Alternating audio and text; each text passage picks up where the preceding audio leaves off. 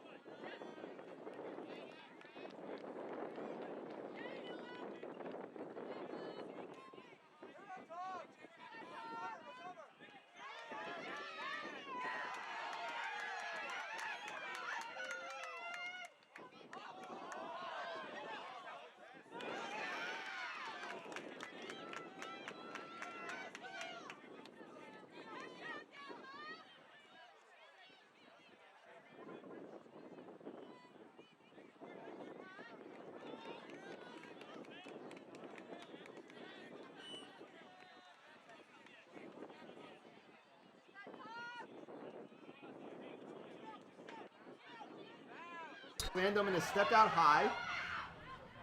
Meyer knows exactly where he is on the pitch. Now is back up on top of the lane. It's beat by Doyle, so he's going to hit the lane hard. Bumps into, a beautiful look. Bumps into Morgan Bertram and then finds Nathan Berlowski right near the hoops. That was a great job of both forcing the defensive shifts and then reading them well. Yeah, and anytime you talk about shot blocking in any sport, engage as the ball carrier, you want to engage contact first and then either dish or make the shot. And you see Max Meyer do it beautifully there. Take the contact, still know where his head's at, still know where his players are, make the dish for the clean finish. Yep. So Ian Skura subs in for Archibald to Harry Greenhouse now in the game as well. Morgan Bertram and Zach Doyle finishing out that line. Skura is in the lane and throws one right off the opposing beater. And now it's Henry Bear Benson who's considering going the other way. But there are two bludgers back, so he is going to have to slow it down. He's got Max Meyer on the wing. No, I lied. Chooses to drive. Yeah. Floats one. I think that went in. Oh, and just like this, Minneapolis is making it a game again. Yeah, nice little shot there from Bear Benson on the delayed break. Meyer pulled defenders out wide. He found space in the middle. Nice little floater. Ian Skura looking for a quick pass. And he does find Harry Greenhouse. Finishes with Harry Greenhouse. Yeah. So good response there from Boston, and a good response there from Skura, who had the quick turnover the other way. Yeah, just a pass that went to nowhere in particular. And we're going to have to see how the beater game kind of settles down now that Max Haviland is finally out of it. Bludger control is with DeMuth and Dillman, but this is a beating pair that has never played a minute this season, I don't believe, together until this game. And they're going to have to really mesh quickly if this team hopes to make a deep run in this tournament. Yeah. Yeah, no rest and no Greenhouse playing point on Meyer. Yeah, exchange of beats at the top. Meyer does get wrapped up at Greenhouse. I think that shot's going to be late, but as long as it still counts as a pass, O'Banner did finish it. I'm not sure AR Josh Mansfield's going to let that stand, though. Yeah, I think that was beat before the pass last shot. Yeah. Sorry, that wasn't O'Banner. That's Chris Preston who just subbed into the game, who delivered the initial pass. Chris Preston, brand new to the sport this season, was recruited by O'Banner. And it's definitely a high-ceiling player who, in the minutes he's played, has looked good, but has also shown, the rawness that you expect from somebody starting out the career. We'll see what the call is here in a second, but anytime you join a new sport, anytime you start, there's always a learning curve. Yeah. I was talking to them after the series I was at with them, and they were mentioning that the thing for them, the hardest thing, was getting that field vision for...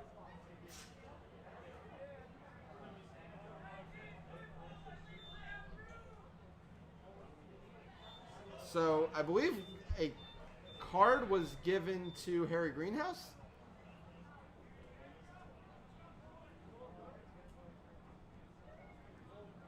It looks okay, like so the goal goal is is going to good. stand. Yeah. Goal is good, so it's going to make it 7-4, and then there's going to be a card that's not going to be served for Harry Greenhouse. But Ian Skura is looking to run again, because like we said, this Boston team does not want to play the half court. He's trying to make a move on Henry Bear Benson, and he goes over the hoop. The battle of the two Massachusetts Quidditch Conference keepers, and Harry Bear Benson comes out on top. And not great defense there from Minneapolis. Skura looks like he rushed the shot a little bit. Yeah, I think he had that hoop for a dunk if he really wanted it. Mm-hmm. You got to go through the defender there. Yep.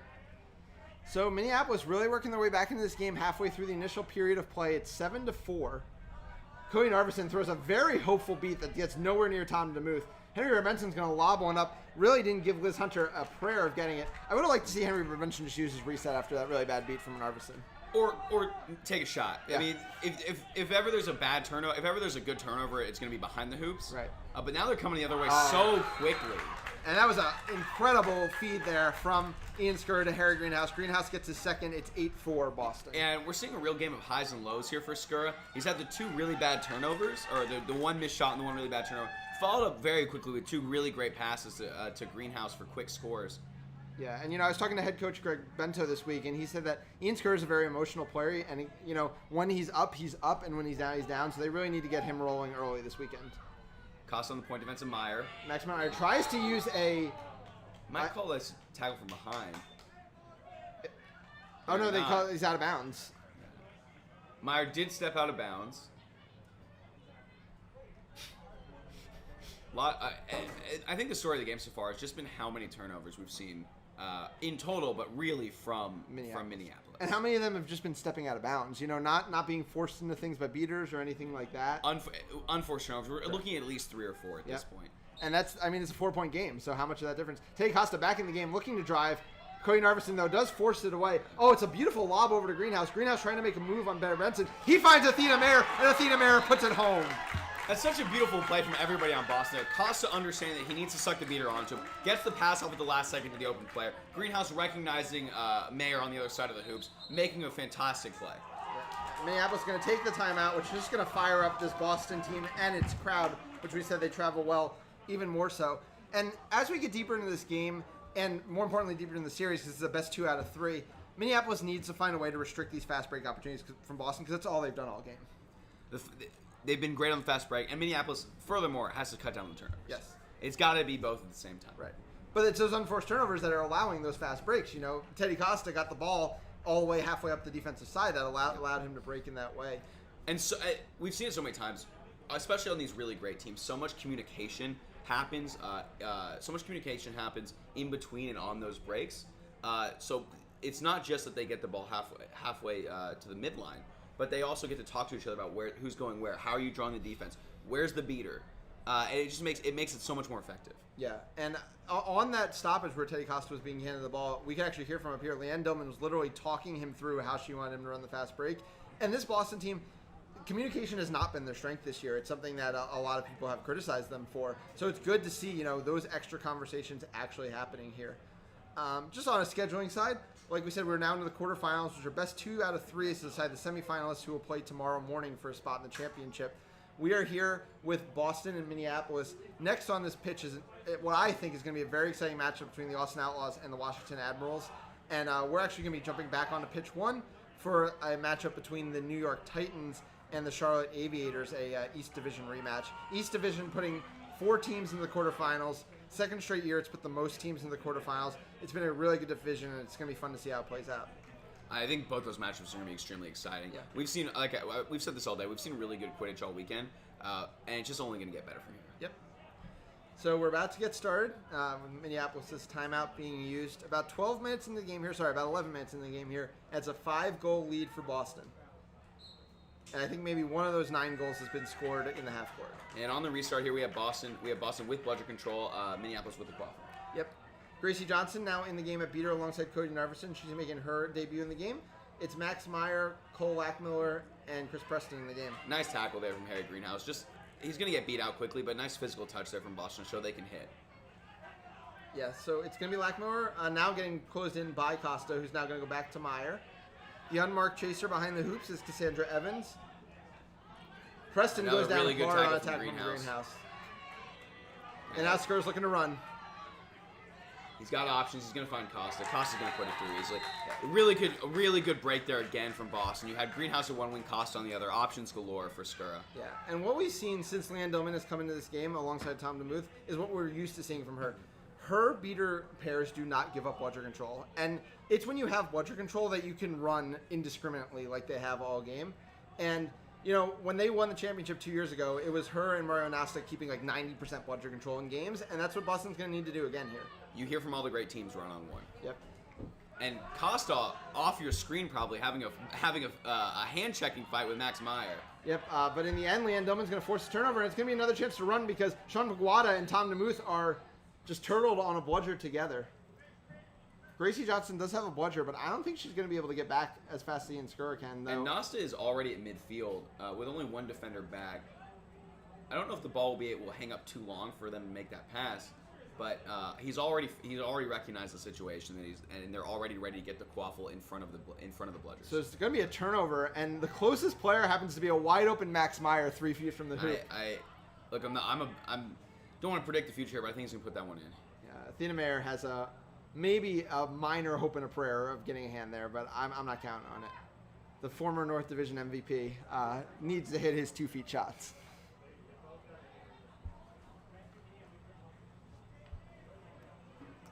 As we said, Sean Paguada and Tom DeMuth have still been locked up on that bludger. One thing that's going to be interesting here is Ian Skura is going to be able to get the ball off the shot very quickly. Can Max Meyer score in a way that doesn't allow for an immediate fast break transition? It does go straight to Skura. Right, and is Skura going to try to run? No, because Sean Paguada just took it off of Tom DeMuth. All the bludgers are now with Minneapolis, so there's not going to be a fast break opportunity. Big play there by Paguada. 10-5 now the score.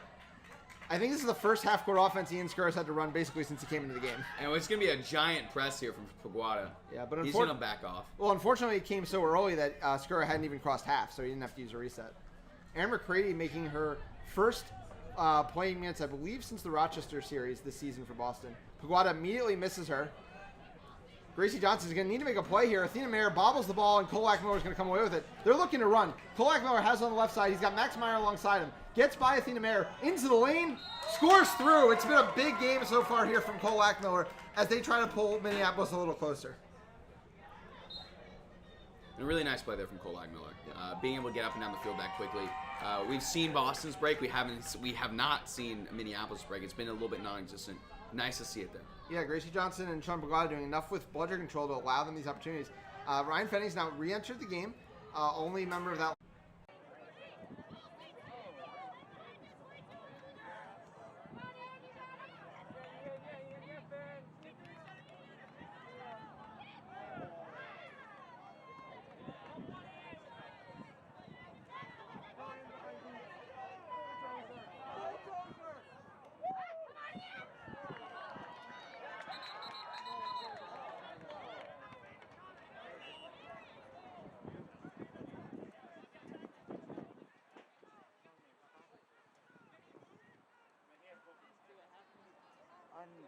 See, I'm just trying to control the camera. That's the only thing I'm doing.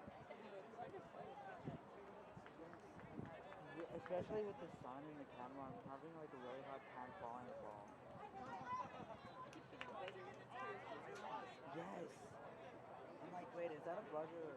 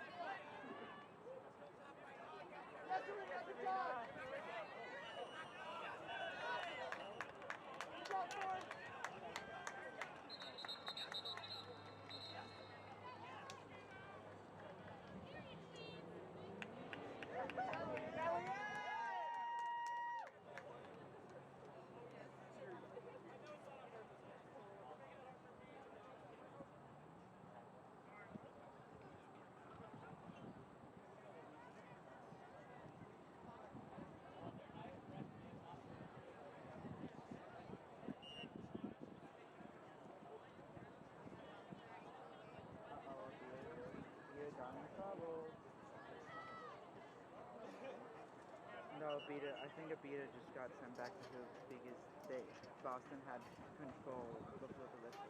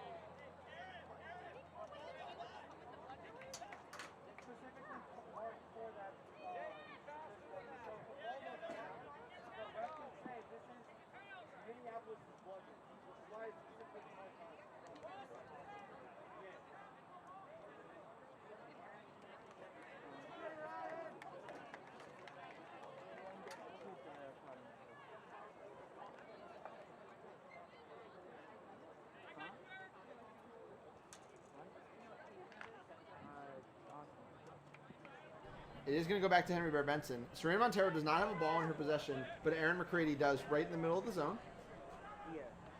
I think Henry Bear Benson's going to have a very difficult to stop angle, though, with a lot of passing options cutting. He hits the lane, and he was looking for either Beth Mueller or Nathan Podolsky. He finds neither. O'Banner, though, does have the ball and looking to drive. Goes through Finn McGargan and puts it through the near hoop. A physical statement there from O'Banner. Yeah, great body control there from O'Banner to spin, refine the hoop, go through the contact, and lay it in. Yeah, 13-7. And, you know, Minneapolis has been the better snitch-catching team amongst these two. So it will be interesting to see what happens. And we're going to see what Boston's going to be looking at in the snitch game. It's always been Mario Nasta and Leanne Dillman in the snitch game. It looks like we might finally see Max Havlin and Leanne Dillman playing together. Yeah, that's a pretty intimidating duo to have to catch a snitch against. Yeah. On a really easy goal there for Jake Archibald. Jake Archibald, who has seen nothing but really tough looks from really strong East Division defenses all season, just seems to have the ocean in front of him every time he steps up at the quaffle. 14-7 now the score. We got about a minute and a half of action left here. Boston Forge looking to make a statement win to kick off their title defense here in 2021. Havlin's beat out there by Blanchard. And then he gets beat again. Loves to play through a beat, but Josh Mansfield is having none of that. Podolsky has the ball on the near side, looking to cut across Carson Olazaba. Looking to find a pick here. Yeah, gets a screen from O'Banner and goes over to Mueller. Mueller has the ball on the wing. Eats some contact, but doesn't throw it to anyone in particular. No, O'Banner is going to get there before Fenning. It's going to be a tough player to get past. He does get wrapped up. I'm not sure he has a lot of passing options. His whole team seems to have gotten beat. That's a pass to nobody. Oof. Yeah, Mueller had Podolsky right back on a give and go. Yeah. Chose to throw it across the hoops. Ends up being costly as it forces a turnover. So Carson Olazaba now in the game was a beater for most of his career at RPI, at least in the last few years. Started as a chaser and now back chasing for this Boston Forge team this season. And transitions can be tough, but transitions and quits are usually tougher from chaser to beater. Beater to chaser a little bit easier. Yeah, and he made that one look pretty easily. Right through Mueller, right through Podolsky. Another one in the hoops, and it's 15-7 now in favor of Boston. Really strong performance here across the board from Boston. Yeah, we saw they were able to hit a little bit, got out in transition. It really has been the transition game for Boston. Minneapolis hasn't really forced them into the half court too much. And in those half courts, they've left the ball carriers so much space. The tests for Boston are definitely going to come later. We haven't quite seen them in this game. Here on the far side, we have Nicole Nelson trying to get budget control back for her team, but Max Havlin and Leanne Dillman have them cornered. Steps out again. Yeah. Probably the fifth time. Probably the fifth time they've stepped out for sure. And while they are unforced errors, you're trying to get as much space as you can when Max Havlin is running around at you like a crazy man. And Ryan Fenning's going to get a very free goal. The fake beat there from Cody Narvison, unarmed. Yeah, gets the wave off from Narvis. Yeah, and that is going to be the 20-minute mark, 16-7. A really, really strong effort here from Boston. Set score is going to be 220. So, no, I don't think either of us sees a comeback coming. So my question is, what are you hoping to see from Minneapolis in Game 2? Got to close down defensively better. Yep. Got to cut down on the unforced turnovers. They've got to force Boston to the half court, and they've got to close down ball carriers. Right. And they've got to be better in every facet of the game. Yeah, I mean, if they could get rid of the out of bounds steps, I don't think their offense has been horrific by any means. I mean, they have 7 goals in the game. But it's that defense. I mean, 16 goals allowed is a lot, and it's a combination of the fast breaks and just the inability to close down the half court. If you're Boston, you got a 200. We're going to 220. You've got a giant lead. What's your strat? What's your game plan for the next however long this takes? So you could definitely make an argument for just trying to score your 6 goals. Here's why I don't think Boston will or should do that. They need to build some confidence in their snitch game. Like I said, 6-5-1 this season.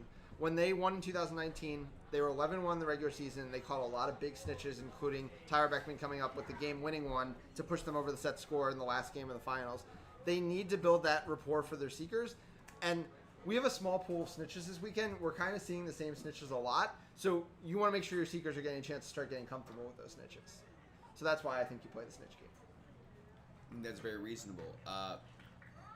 Give me a rundown of Boston's seekers. Who do you think can improve the most from time on the snitch? So I think Beckman is the quiet star of the seeking game at this point. I mean, his star has been rising for years now. He was arguably the most impactful seeker for them in that 2019 run. I think at this point there isn't a question anymore. He's the only seeker on the team that has caught since their opening series. He hasn't been starting. We'll see if he's going to get the start here. No, I think it is still going to be Greenhouse, but we'll see how quick that change-off happens. Greg Bento, the third of their seekers, I believe is out for the weekend with an injury, so I think it's just going to be Greenhouse and Beckman we're mainly going to see this weekend. On the other side, the young Boston seeker from Tufts, Henry Bear Benson, is probably going to get the start. He switches in and out with Luke Zach. Luke Zach, 4 catches to his name. I believe Henry Bear Benson has 2 on the season. Zach had 3 straight catches against Indianapolis as they clinched the North Division. Adil Abdallah is our snitch for the game. Has had a very strong weekend so far. Won the first game of the tournament here on Field 2, and has a couple other games where he's lasted a very long time as well. Also going to be interesting to see how Havlin and Dillman decide to play the beater game and how they work together in snitch on pitch. Snitch on pitch is a very chaotic situation. It involves a lot of winning beater exchanges. Havlin, he likes to use his speed and his energy to beat people. That's not really how it works around the snitch. But one thing Havlin also likes to do is try to go back and forth between the snitch and the quaffle game. We'll see if we get any of that from him in this one. And you talked about some communication problems or questions about communication for Boston. There's nobody that talks more than Leanne Dillman. This will be a good opportunity for them to work together, like you said. Yeah, so early on, Boston is just going to stay in the quaffle game, which means Cody Narveson is going to allow Henry Bear Benson to work on Adil Abdallah. Max Meyer is running circles around the zone. He's going to get in. Slips past Bertram, past Olazaba. Quick little goal there from Minneapolis. Meanwhile, Henry Bear Benson is getting most of the looks. Greenhouse is going to get beat out just as he started to square up Abdallah. Havlin and Dillman do have bludgeon control, but they're kind of using it in a weird place on the field as Jake Archibald comes in and takes the quaffle. They kind of got caught in the middle there for sure. Yeah. Exchange there between Nelson and Havlin. One Havlin by Havlin. Henry Bear Benson got close while Meyer was putting that first goal through. We'll see if Greenhouse is able to put pressure on this. Fenning's the player you want in a no-budget situation. Slips past 2, and Greenhouse has the very quick grab, and that is the kind of confidence builder that Boston really needed because Abdallah has not been easy to catch this weekend. That was a really good grab by Greenhouse. We saw Bear Benson get really close in his first opportunity, and Greenhouse being able to catch on his first opportunity is pretty impressive. So the catch is good. Unclear if the goal was scored before or after. Either way, it's probably going to be a goal because what they'll do is they'll just give it back to him right next to the hoop if it wasn't a goal. Yeah, they're going to count the goal as well. So it's just going to take 2 more Boston scores now to end this one in a hurry. Really nice start to your snitch on pitch period. It's about as good as it gets. Yeah. And that's kind of been Boston in a nutshell in this game. About as good as you can get from this team. Yes. Yes. Not much more to say. Yeah. Everybody kind of playing at a high level. I'm not sure what the conversation is at this point.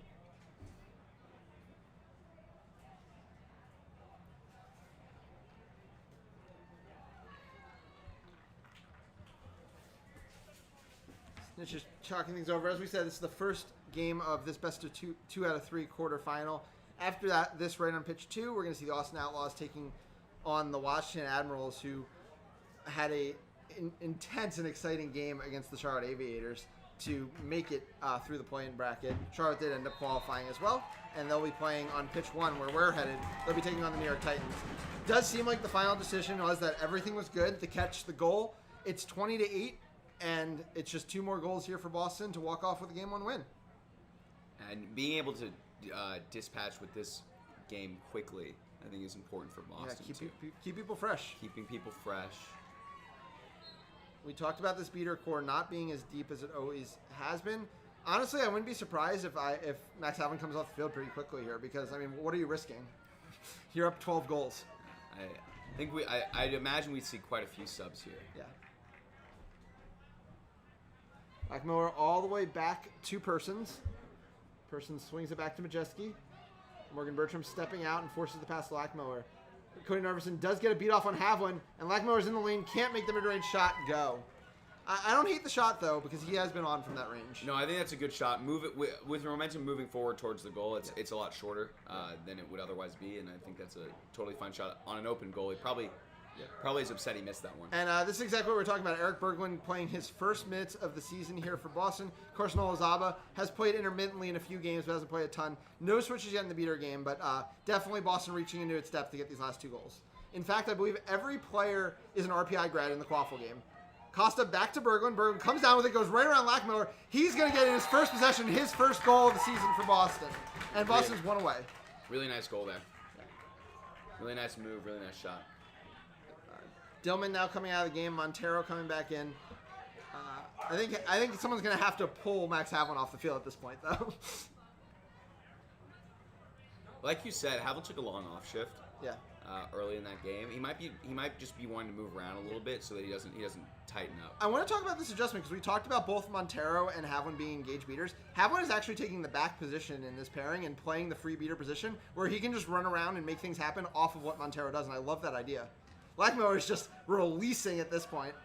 And now we got a fast break opportunity. This could be the game. Ozab was going to slow down. O'Banner was all over him. Berglund with the ball. 1 goal to win here for Boston and take a 1-0 lead in this quarterfinal series. Havlin escorting Costa up the pitch.